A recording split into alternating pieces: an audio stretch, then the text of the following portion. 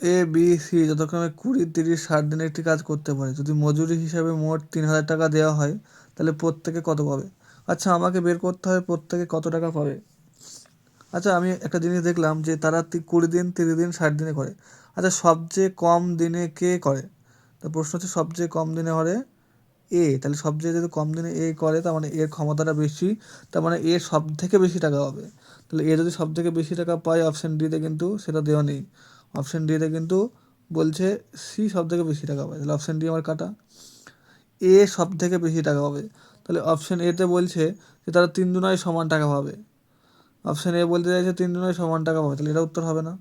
এবার দেখো option B আর C এর মধ্যে দেখতে পাচ্ছি যে এই দুটোর ক্ষেত্রেই অপশান এ মানে মানে অ্যাকচুয়ালি এ যিনি আছেন তিনি সব থেকে বেশি টাকা পাচ্ছেন।